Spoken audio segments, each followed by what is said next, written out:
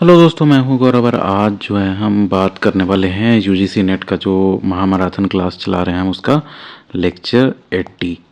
तो आप लेक्चर 79 तक मैंने अपलोड कर दिया है, वो आप देख सकते हैं। और फिर मैंने एक जो है क्लासिफिकेशन का 6.5 आवर्स का लेक्चर अपलोड किया है, उसको भी आप देख सकते हैं। वो उसमें आप David decimal classification, library of Congress classification, colon classification और जो है आपका यूनिवर्सल डेसिमल क्लासिफिकेशन डीप में मिल जाएगा। आपको सारा चीज़ उसमें समझ में आ जाएगा। फिर जैसे सब्जेक्ट्स फॉर्मेशन का मोड्स क्या क्या है, ये सब जो है कैनन्स ऑफ क्लासिफिकेशन, ये सब किसको कहते हैं, क्या है, ये सब मैंने बहुत अच्छे से एक्सप्लेन किया है। तो आप अगर DSSS लाइब्रेरियन का प्रिपरेशन कर रहे हो, KVS लाइब्रेरियन का प्रिपरेशन कर रहे हो, NVS लाइब्रेरियन का प्रिपरेशन कर रहे हो, या फिर स्टेट लाइब्रेरियन जैसे बिहार लाइब्रेरी हो गया, राजस्थान लाइब्रेरी, ये सब का, तो आप हमारे चैनल को ज़रूर सब्सक्राइब करें। ये सब लेक्चर्स आपको सारे जगह बहुत ज़्यादा यूज होने वाला है, समझ गए। तो चलिए शुरू करते हैं। तो आज का हमारा टॉपिक है ontology and related concepts in library science, समझ गए। तो देखो, this detailed guide covers various important aspect. तो इसमें क्या क्या हम कवर करने वाले related to ontology, its tools, मैं आगे एक्सप्लेन करूंगा क्या है ontology, as well as concepts like the semantic web किसको कहते हैं, लिंक डेटा किसको कहते हैं, बिग डेटा किसको कहते हैं, डेटा माइनिंग जो होता है, डेटा प्रोसेसिंग हो गया एल्गोरिदम्स वगैरह के हेल्प से, और डेटा हार्वेस्टिंग। डेटा हार्वेस्टिंग क्या हो गया कि आपका जो डेटा है, मतलब कॉमन जो एप्लीकेशंस हो रहा है उससे आप डेटा को कैसे हार्वेस्ट करोगे और उसको कैसे आगे चल के यूज करोगे। तो चलिए शुरू करते हैं। पहले देखते हैं ऑन्टोलॉजी। तो देखो, ये ऑन्टोलॉजी जो है ना, ये एक तरह से फॉर्मल रिप्रेजेंटेशन ऑफ नॉलेज की कोई आपका नॉलेज है। नॉलेज देखो, जैसे कहते हैं ना कि data is the new oil. Data से क्या क्या होता है, डेटा को अच्छे से अरेंज किया जाता है जिससे कोई मीनिंग निकल पाए, उससे बनता है इंफॉर्मेशन। इंफॉर्मेशन को और बेटर अरेंज किया जाता है और उसको जो है एक तरह से जैसे पब्लिश कर सकते हो एक साथ, जो है एक तरह से क्लब कर सकते हो अलग अलग इन्फॉर्मेशन को। तो बनता है डेटा के बाद इंफॉर्मेशन, उसके बाद नॉलेज, फिर इसके आगे बनता है विजडम, है ना। नॉलेज ही आगे चल के और ज़्यादा एक्यूमुलेट करते जाओगे आप धीरे धीरे, तो वो आपका बुद्धि बन जाता है एक तरह से मानो तो वही जो आप नॉलेज को कैसे कैसे रिप्रेजेंट कर सकते हो, आप उसका जैसे स्टैंडर्डाइजेशन हो गया, स्टैंडर्डाइज कैसे करो कि नॉलेज शेयर हो सके, उसको रिप्रेजेंट कैसे करना है ना। तो ये सब आपका आ जाता है ऑन्टोलॉजी। देखो, ontology is in the context of information science and library science is a formal representation of knowledge. समझ गए कि नॉलेज को जो है आप फॉर्मली कैसे रिप्रेजेंट करेंगे। देखो, it defines a set of concepts and categories in a subject area और domain along with the relationship between them। समझ गए। तो देखो, फिर से देखो, it defines a set of concepts and categories in a subject area और domain. तो कोई भी सब्जेक्ट एरिया है, मान लो कि जैसे फॉरेस्ट्री है, तो फॉरेस्ट्री में भी आप देखते होंगे कि कितना तरह का पढ़ाई है, जो एक तरह से एरियाज है इसमें, जैसे प्लांट पैथोलॉजी देख लो, जेनेटिक्स देख लो, बॉटनी देख लो, ढेर सारे जो आ जाते हैं इसमें भी, जैसे केमिस्ट्री भी आता है। तो ये सब आप देख रहे हो कि अलग अलग जो है कंसेप्ट को कैटेगराइज कर दिया गया है, और वो जो आपका सब्जेक्ट है उसमें भी आपके जो एक तरह से सब कैटेगराइजेशन मिलेंगे कि सब्जेक्ट को जो है और बेटर कैसे अंडरस्टैंड किया जाता है। और उसके बाद सब्जेक्ट में भी देखो, कैटेगराइजेशन के बाद भी वो अलग अलग जो डेटा होगा अलग अलग में सबको जो है लिंक किया जाता है आपस में, है ना। मान लो कि मैं एक सिंपल एग्जांपल देता हूँ। मान लो कि जो हमें हमेशा एग्जांपल दिए हैं, नीम सीड ऑयल हुआ, तो नीम सीड ऑयल हुआ, इस पे आपके यहाँ रिसर्च अगर चल रहा है तो उस पे मान लो कि जेनेटिक्स वाले भी कुछ रिसर्च कर रहे हैं, है ना, केमिस्ट्री वाले भी कुछ रिसर्च कर रहे हैं, फिर जो आपका जैसे मान लो कि दूसरे डिपार्टमेंट है, बोटनी हो गया, वो लोग भी रिसर्च कर रहा है। अब जैसे जेनेटिक्स वाले रिसर्च कर रहे हैं कि उसका नीम का जो है उसका ड्वार्फ वैरायटी कैसे डेवलप करेंगे, केमिस्ट्री वाले रिसर्च कर रहे होंगे कि इसमें जो है आप मतलब और ज़्यादा ऑयल का यील्ड कैसे बढ़ाएंगे, कौन सा आपका स्पेसीज, मतलब कौन सा प्लांट है नीम का जो ज़्यादा यील्ड दे रहा है उसको स्प्रेड किया जाए। बोटनी वाले इसी टाइप कुछ और रिसर्च करेंगे, है ना। तो आप समझ रहे हो कि सारा जो है एक दूसरे से इंटरकनेक्टेड है कि नहीं है। तो वही है। तो ऑन्टोलॉजी में जो होता है कि मतलब आपका जो सब्जेक्ट्स हो गया, कैटेगरीज हो गया, तो डोमेन हो गया, उसको आपस में जो है आप इंटरलिंक करते हो, समझ गए। देखो ontologies are use to enable machines to understand and interpret information in a meaningful way. तो आपके पास इन्फॉर्मेशन है, तो वो इन्फॉर्मेशन आप मशीन को जो है मीनिंगफुल वे में कैसे समझाओगे। जब मीनिंगफुल वे में का मतलब क्या मीनिंग हुआ कि मान लो कि आपका डेटा है, तो वो डेटा का कोई मीनिंग निकलेगा ना, एल्गोरिदम जो है वो डेटा को अंडरस्टैंड करेगा, फिर उस डेटा को इंटरप्रेट करेगा, उसके बाद जो है एक तरह से कुछ उससे मतलब एनालाइज किया जा सकता है, एनालिसिस निकाला जा सकता है ना। तो ये सब जो है आपका ऑन्टोलॉजी में आ जाता है, समझ गए। अब देखो इंपॉर्टेंस देखो तो स्टैंडर्डाइजेशन, तो इससे जो है आपका स्टैंडर्डाइजेशन होता है। देखो ontologies provide a common vocabulary and framework for data representation ensuring consistency, समझ गया। तो आपका जो है एक तरह से कॉमन वोकेबलरी और कॉमन फ्रेमवर्क जो प्रोवाइड करता है आपका डेटा रिप्रेजेंटेशन के लिए, समझ गया। अब कॉमन फ्रेमवर्क होगा तो स्टैंडर्डाइजेशन होगा, जैसे मैंने आपको बताया है, जैसे HTTP था, हाइपर टेक्स्ट ट्रांसफ़र प्रोटोकॉल, है ना। तो हाइपर टेक्स्ट ट्रांसफ़र प्रोटोकॉल से क्या होता था, ये प्रोटोकॉल डिफाइन कर दिया गया किस लिए, तो ये स्टैंडर्डाइजेशन के लिए, कि स्टैंडर्डाइज रहेगा तो सब लोग उसी को यूज करेंगे, सेम तरीके से यूज करेंगे कि आपका डेटा शेयरिंग वगैरह जो है ईजी हो जाएगा, समझ गए। अब देखो इंटर ऑपरेबिलिटी, तो इंटर ऑपरेबिलिटी कैसे आएगा, तो आपका जब एक तरह से स्टैंडर्डाइज रहेगा कोई भी चीज़, तो आप जो है डेटा एक दूसरे के साथ शेयर कर सकते हैं। मैं इसको स्टैंडर्डाइज का एक और एग्जांपल देता हूँ। मान लो कि आप लोग जो है एक तरह से क्या करते हो, जैसे वर्ड डॉक्यूमेंट बना रहे हो।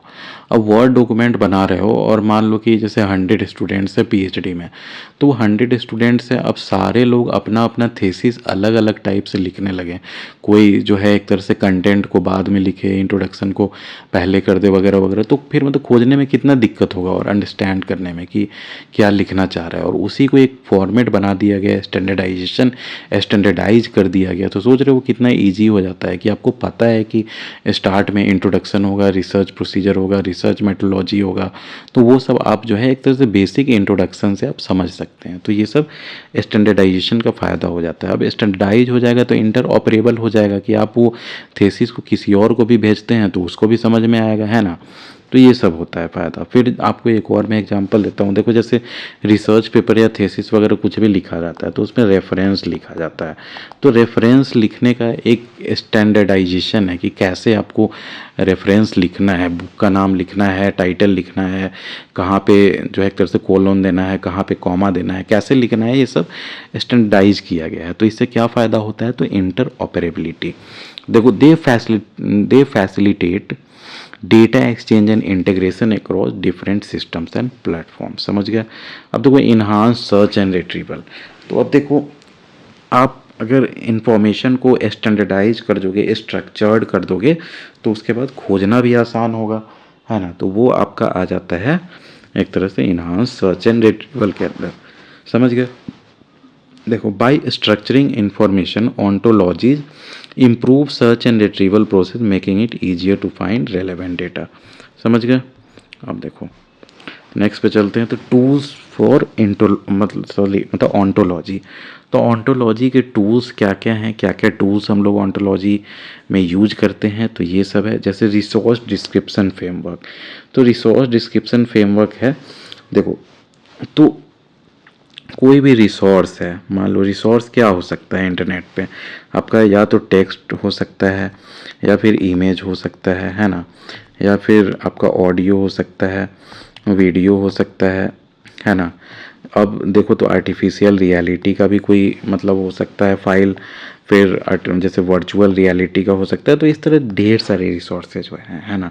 तो वो रिसोर्स को जो है आप कैसे आइडेंटिफाई करोगे इंटरनेट पे जो है, और सबका टैगिंग तो कुछ करना ज़रूरी है ना, तभी तो जो है आपका सर्च इंजन्स वो हो गया, आपको जो है सर्च करके कि वो डॉक्यूमेंट में आपके लायक कोई मटेरियल है, उस वेबसाइट पे कुछ आपके लायक मटेरियल है, तो आपको सर्च करके वो बताएगा। तो वो समझने के लिए जो है आपका एक तरह से डिस्क्रिप्शन दिया जाता है और कीवर्ड्स वगैरह ऐड किया जाता है।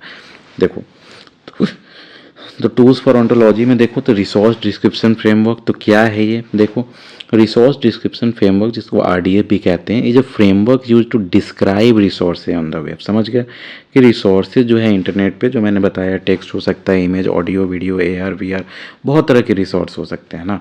तो वो रिसोर्स को जो है आपको डिस्क्राइब करता है इंटरनेट पे।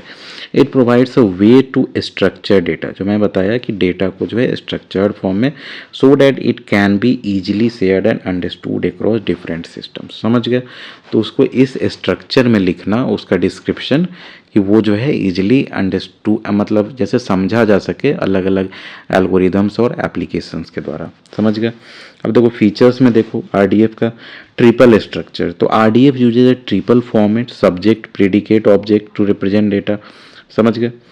अब फॉर एग्जाम्पल द बुक, ये हो गया आपका सब्जेक्ट, इज ऑथर्ड बाय, तो वो हो गया प्रेडिकेट, और जॉन डो, तो ये हो गया आपका ऑब्जेक्ट। समझ गया?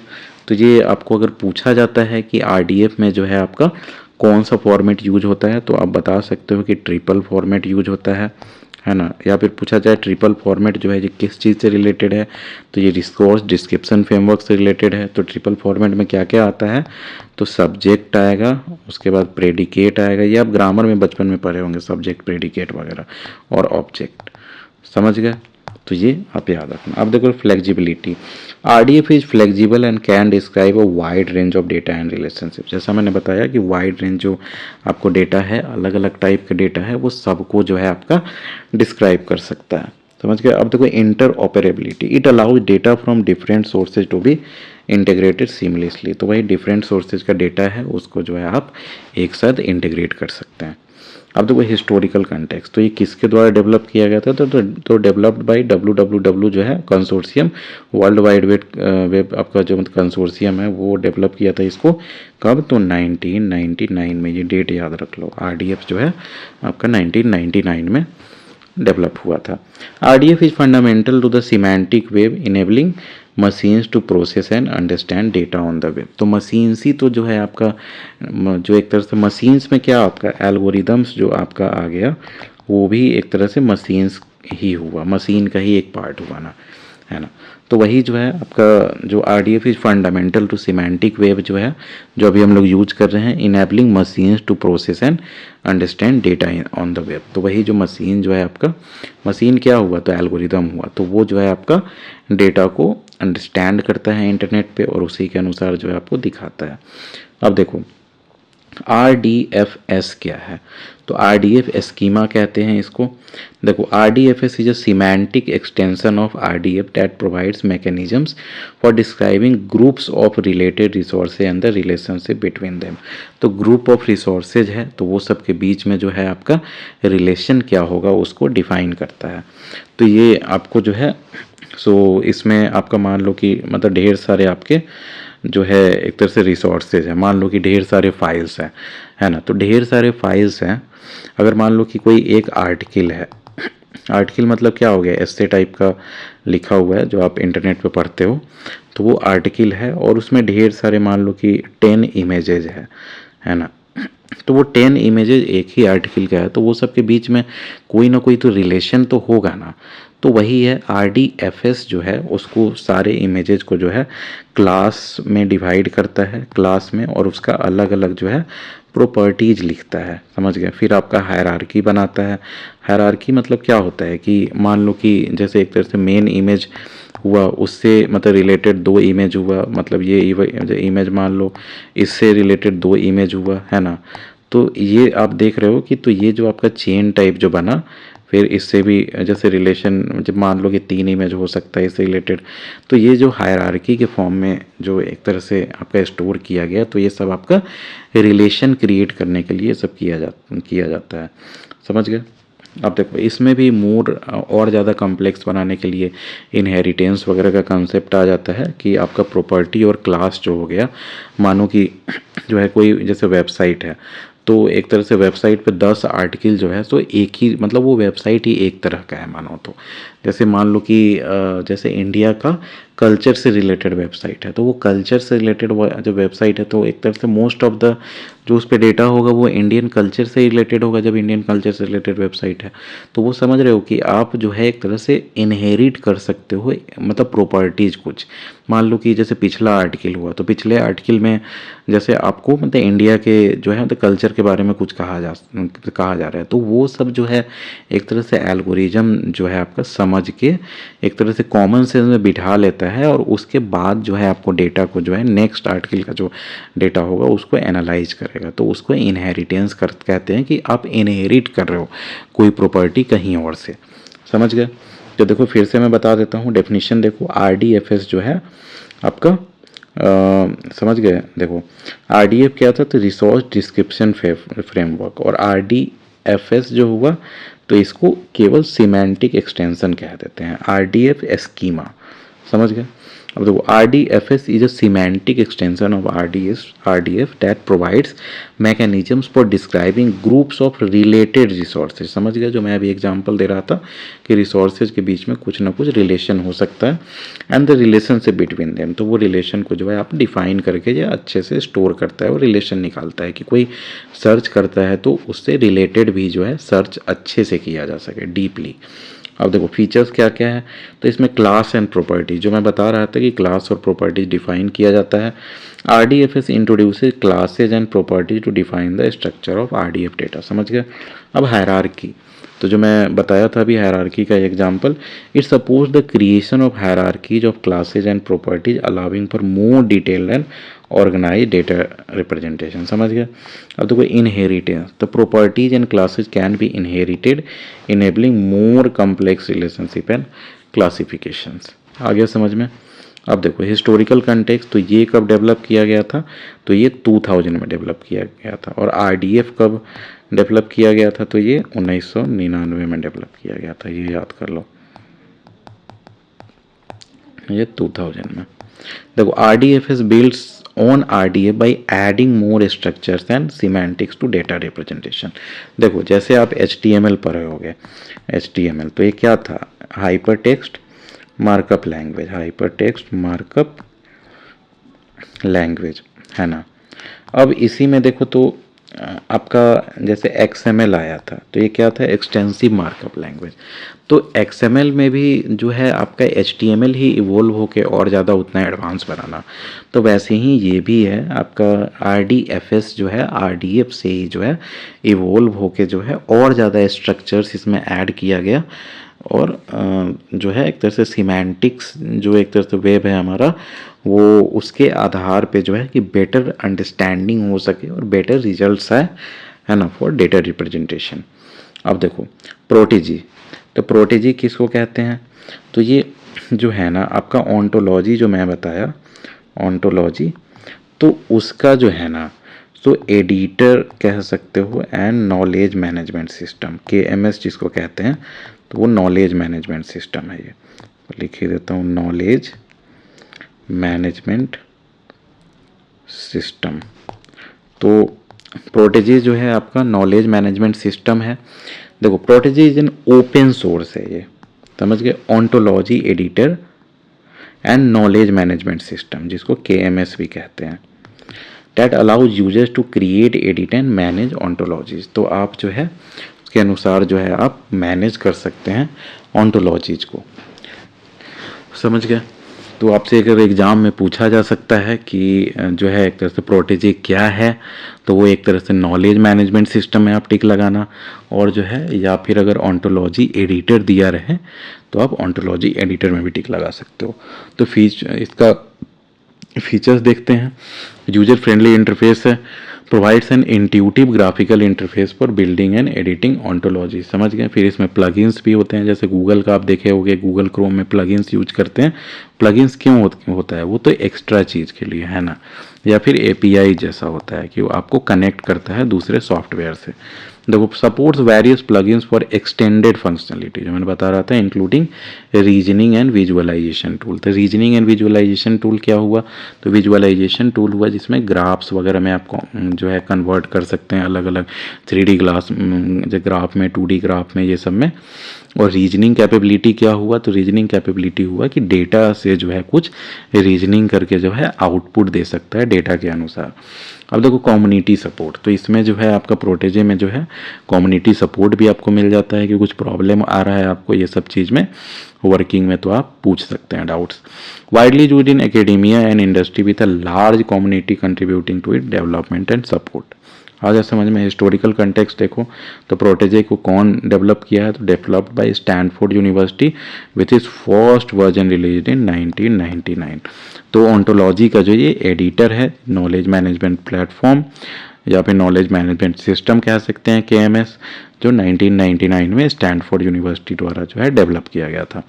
Protégé is widely used for ontology development in various domains including library science. आ गया समझ में। अब देखो सिमेंटिक वेब क्या है। देखो एक इंटरनेट है, इंटरनेट आपको पता है जिसमें वेबसाइट्स हो गया, आप डेटा इधर से उधर शेयर कर सकते हो ब्राउज़र के हिसाब से। आप जैसे ब्राउज़र जो है, तो ब्राउज़र जो हो गया आपका एलोहा ब्राउज़र हो गया, गूगल क्रोम हो गया, बहुत सारे ब्राउज़र्स हैं, ओपेरा हो गया, फिर जो मोजिला फायरफॉक्स हो गया, इस टाइप के। इंटरनेट एक्सप्लोरर भी एक टाइम में था।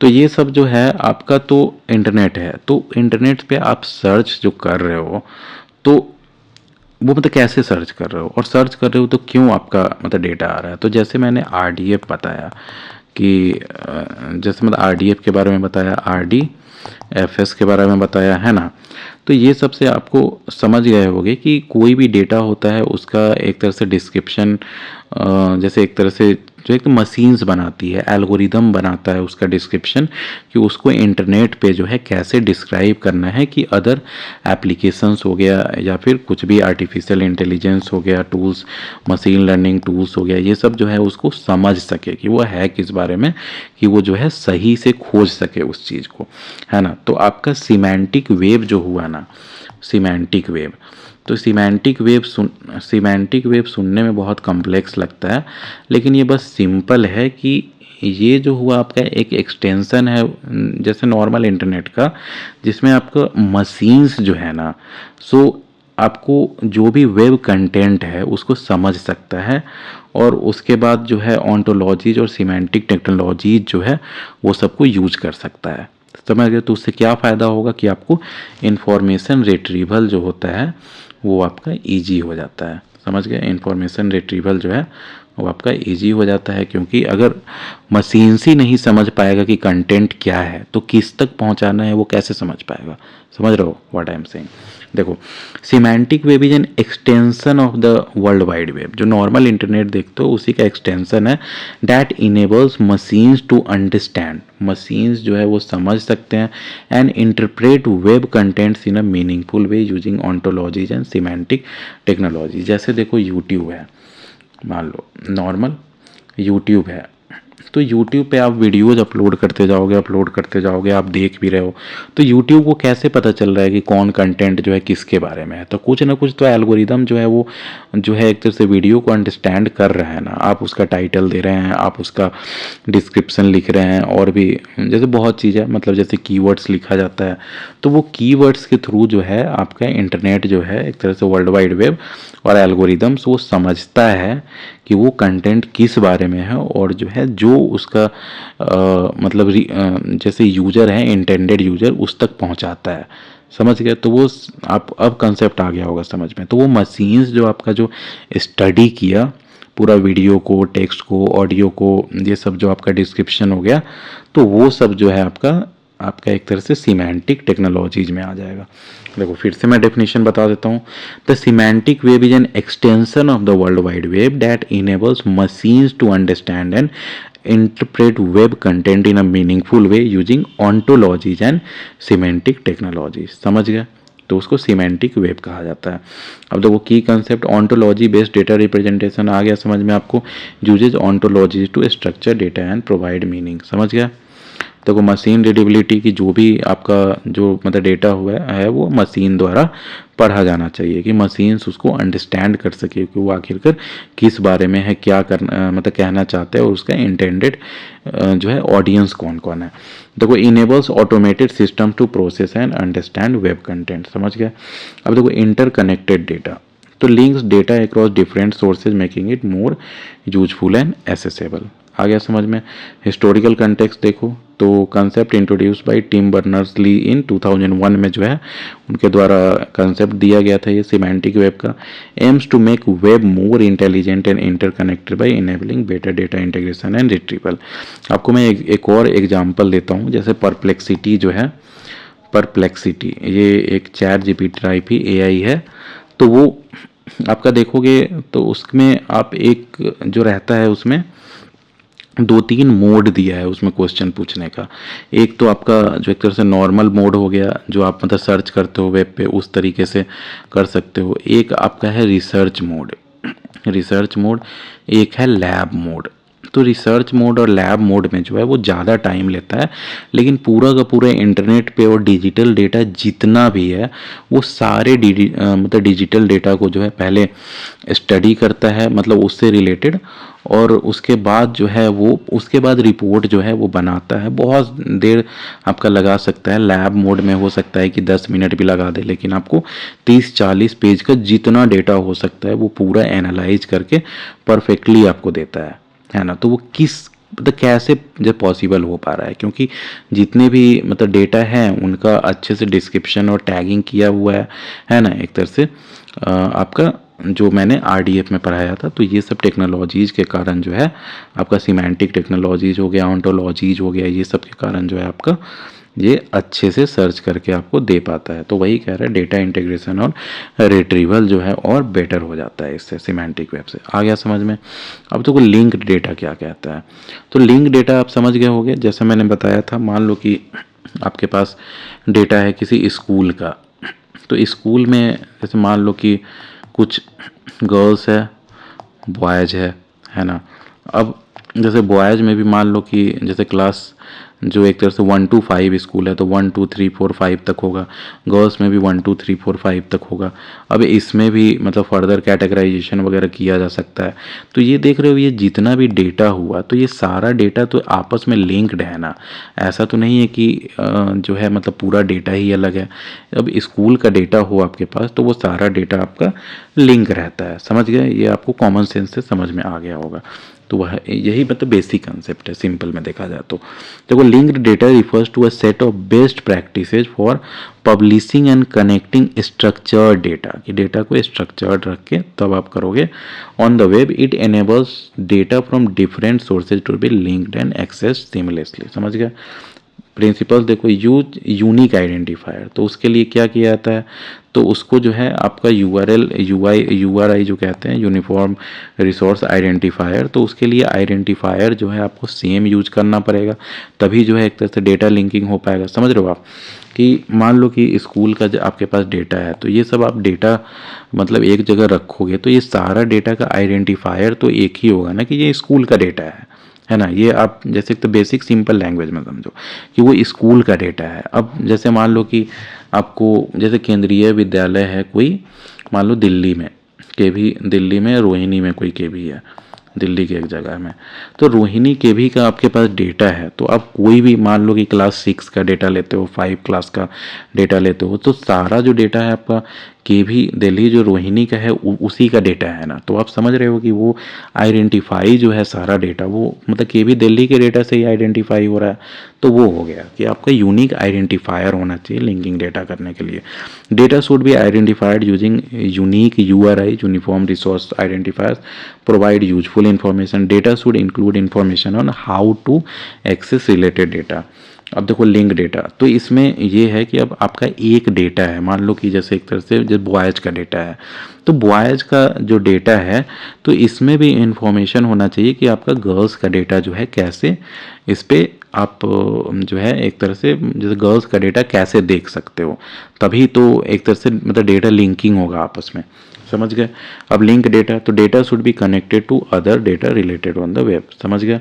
हिस्टोरिकल कंटेक्स्ट देखो, introduce by Tim Berners Lee in 2006 form the basis of the semantic web allowing for the creation of global data network.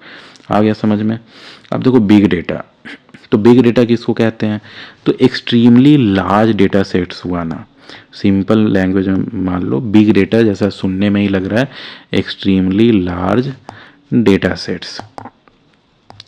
जैसे मान लो कि फेसबुक हुआ, फेसबुक, इसका more than 1 billion plus users है ना। यूट्यूब हुआ तो यूट्यूब का भी 1 बिलियन प्लस यूजर्स है। तो ये सब जो आपको फेसबुक हो गया, यूट्यूब हो गया, तो ये सब जो है आपका जैसे मैं कैसे चल पा रहा है, तो सोच रहे हो ये कितना ज़्यादा डेटा जनरेट करता होगा। मतलब मैं ही मतलब ऑलमोस्ट जैसे 145 वीडियो डाल चुका हूँ, तो वो 145 वीडियो अगर एक वीडियो भी रखो आप 1 GB का, तो लगभग 145 GB। और बड़े बड़े जो लोग 4K में 8K में वीडियो डाल रहे हैं, तो वो सोचो टीबी का डेटा मतलब डाल रहे होंगे। तो ये सारा बिग डेटा को हैंडल करने के लिए आपके पास जो है एक तरह से मतलब ट्रेडिशनल डेटा मैनेजमेंट टूल्स है वो काम भी नहीं कर पाएगा। तो इसके लिए जो है आपको अलग से ही जो है आपका एल्गोरिदम हो गया, डेटा मैनेजमेंट टूल्स हो गया, इतने बड़े बड़े डेटा को हैंडल करने के लिए, प्रोसेस करने के लिए वो सब यूज होता है। तो ये सब इतने बड़े डेटा को जो है बिग डेटा कह दिया जाता है। देखो बिग डेटा डेफिनेशन देख लो। Big data refers to extremely large data set that can not be easily managed, processed और analyse using traditional data management tools. देखो कुछ रिपोर्ट्स कहते हैं कि स्ट्रीमिंग जो है ना, जो हम यूट्यूब देख रहे हैं, नेटफ्लिक्स देख रहे हैं, हॉटस्टार देख रहे हैं, ये सब ऑलमोस्ट आपका 50% ऑफ द इंटरनेट का डेटा यूज करता है, समझ रहे हो। तो वो सब के लिए आपको उतना ज़्यादा डेटा फ्लो हो, डेटा प्रोसेस हो, डेटा लैग भी ना करे बिल्कुल भी, तो ये सब के लिए आपको डेटा मैनेजमेंट टूल्स अलग टाइप के चाहिए होते हैं, समझ गए।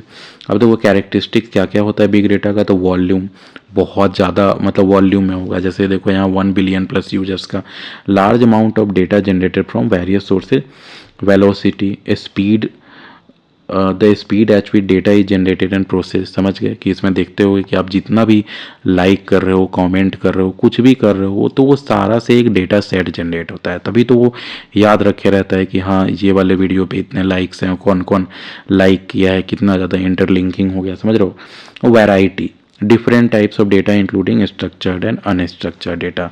तो उसमें भी कुछ डेटा स्ट्रक्चर्ड हो सकता है, जैसे एक तरह फेसबुक का ही देखो तो कुछ डेटा स्ट्रक्चर्ड हो सकता है, कुछ अनस्ट्रक्चर्ड हो सकता है। अनस्ट्रक्चर्ड डेटा का क्या मतलब हुआ कि उसके बीच में कोई रिलेशन निकलता होगा। जैसे अनस्ट्रक्चर्ड डेटा हुआ जिसका कोई मीनिंग ही नहीं होगा, जिसको वो ऐसे ही साइड लाइन कर देता होगा। Veracity, the accuracy and reliability of the data, तो ये सब समझ गए। हिस्टोरिकल कंटेक्स्ट देखो तो बिग डेटा जो है 2000 से आपका जैसे चर्चा में आया, the term big data gain prominence in the early 2000। Big data technology such as Hadoop, Spark, तो ये सब याद कर लो। हडूप जो है ये आपका बिग डेटा का एग्जाम्पल है, स्पार्क भी जो है बिग डेटा टेक्नोलॉजी है, दोनों have been developed to handle and analyse large data sets. आ गया समझ में। अब देखो डेटा माइनिंग, तो डेटा माइनिंग क्या हुआ, तो लार्ज डेटा सेट्स है जो मैंने बताया डेटा माइनिंग, तो लार्ज आपका डेटा सेट्स है, लार्ज डेटा सेट्स।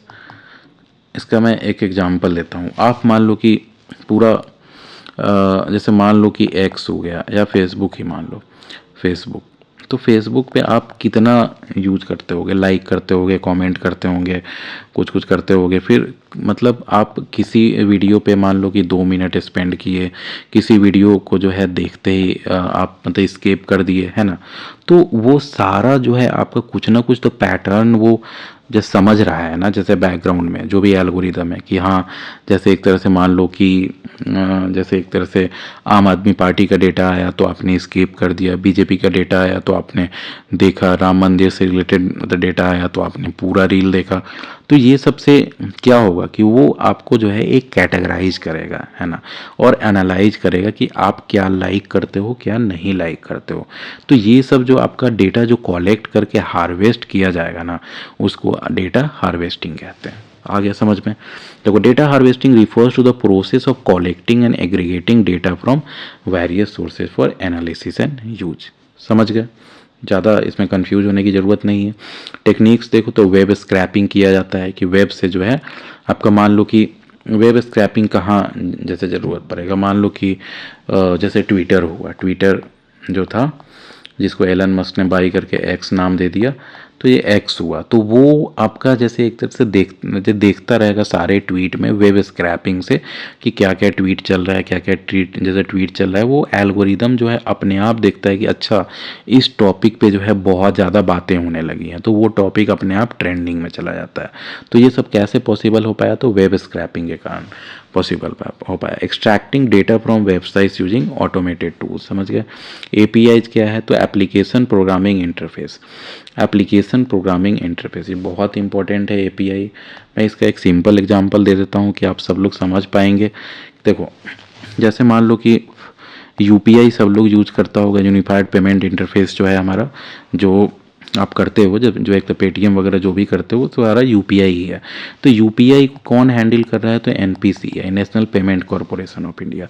तो इनका एक सर्वर होगा जो मेन सर्वर होगा, जो एक तरह यूपीआई जो प्लेटफॉर्म हुआ, और उस प्लेटफॉर्म से आप देखोगे तो गूगल पे जुड़ा हुआ है, फ़ोन पे जुड़ा हुआ है, पेटीएम जुड़ा हुआ है, क्रेड पे जुड़ा हुआ है ना, क्रेड पे। फिर जितने भी आप मान लो कि आईसीआईसीआई पे हो गया, एसबीआई का योनो हो गया, योनो पे, तो ये सारा जो है आपका किससे, यूपीआई प्लेटफॉर्म पे जुड़ा हुआ है। आप किसी से भी पेमेंट कर सकते हो, गूगल से, पेटीएम से, फ़ोनपे से, कहीं से भी पेमेंट कर सकते हो। पेमेंट वेरीफाई होने यूपीआई प्लेटफॉर्म पे ही जाता है ना।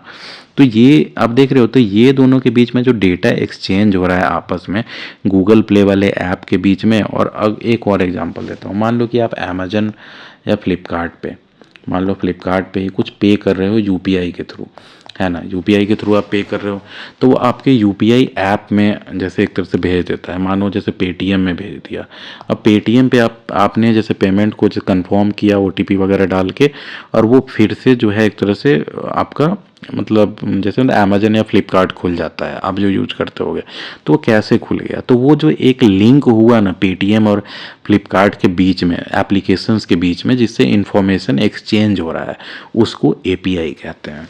देखो, using application programming interface to access and collect data from online sources, समझ गए। फिर डेटा फीड्स होता है, receiving data from standardise format such as RSS और एटम फीड्स। ये सब जो आपका फीड्स है, जो जिसके बारे में जैसे मान लो कि जो मतलब ट्रेंडिंग टॉपिक्स हुआ ना, वही मान लो फीड्स हुआ एक तरह से।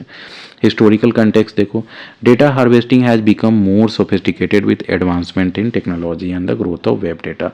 टेक्नोलॉजीज में भी आप देखोगे तो मोस्टली प्रोसेसिंग, आपके जो है प्रोसेसर्स जो है वो बहुत ज़्यादा एडवांस होते जा रहे हैं। It plays a crucial roles in various application including research, business intelligence and market analysis. आ गया समझ में। तो यहाँ पे हमारा ये लेक्चर ख़त्म होता है। हमारे चैनल को ज़रूर सब्सक्राइब करें, और आपके फ्रेंड्स हैं, ग्रुप्स हैं जो लाइब्रेरी साइंस के, उनके साथ ज़रूर शेयर करें। इसलिए thank you, have a nice day.